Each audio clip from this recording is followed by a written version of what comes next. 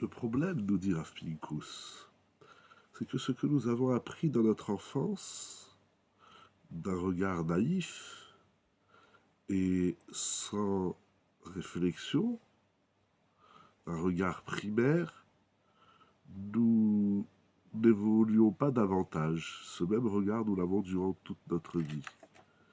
Ceci ne touche pas que la Torah ou la lecture des Teilim, ou toute mitzvah que nous faisons dans la Torah. Mais nous retrouvons ça dans tous les domaines de la vie. Le Rav va nous donner quelques exemples. Il dit, regardez, s'il vient une personne, il prend un bout de papier, il applique de certaines façons, de façon artistique, et voilà qu'en touchant, et il arrive à réaliser un avion, donc en papier, en carton, avec 6 ailes. Et que lorsqu'on touche l'arrière de cet avion en papier, les ailes bougent, peut-être même l'avion va s'envoler. Alors on serait impressionné de voir un artiste qui sait manipuler le papier et faire des formes qui bougent. On serait grandement impressionné. Interrogeons-nous, pardon, avec sincérité. Lorsqu'on voit une fourmi, une petite créature dont personne n'est à même d'expliquer, de comprendre comment elle fonctionne, qui se déplace avec 6 pattes qu'on n'a même pas besoin de toucher sa queue. Si on réfléchit sur cette mini-créature, on serait grandement impressionné, alors qu'elle est vivante. Alors pourquoi sur le bout de papier on est impressionné et sur la fourmi on ne l'est pas? L'unique réponse, nous dit le Rav Pinkus Alav Shalom, c'est parce que cette petite fourmi, la première fois qu'on l'a découverte dans notre vie, notre esprit n'était pas évolué.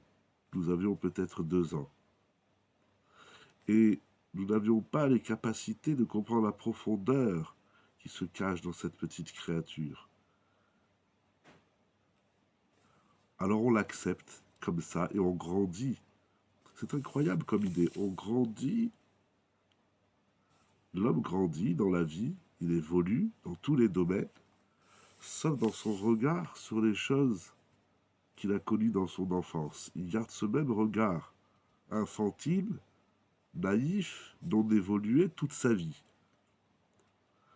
C'est le manque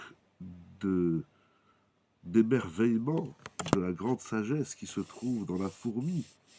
Et cela parce que nous la connaissons depuis que nous sommes enfants. Alors on n'évolue pas plus. On a un regard infantile, on s'enferme dans ce regard et on ne va pas au-delà.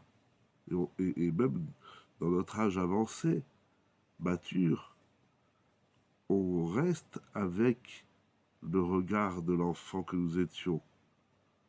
Et c'est dommage parce que ainsi nous perdons beaucoup de saveur de la vie et nous nous empêchons de découvrir des nouvelles dimensions parce que nous nous enfermons dans ce premier contact infantile que nous avons eu avec la fourmi, avec tous les éléments de la vie. Le but, c'est de la même façon qu'on évolue dans tous les autres domaines de la vie, on doit évoluer dans notre regard des éléments de la vie, et ce, par le biais de notre âme et conscience, de la profondeur de notre esprit, qu'on sait mettre dans d'autres domaines de la vie. Mais dans certains domaines, on se refuse, on s'emprisonne dans un regard infantile et on ne va pas au-delà. Et les Teilim nous apprendront, comme toute la Torah d'ailleurs, à chercher les secrets enfouis dans la Torah, dans les Teilim, dans les mitzvot et dans notre rapport à Kadosh Baruch Hu, pour ce qui est de la émouna, de la foi en Hachem.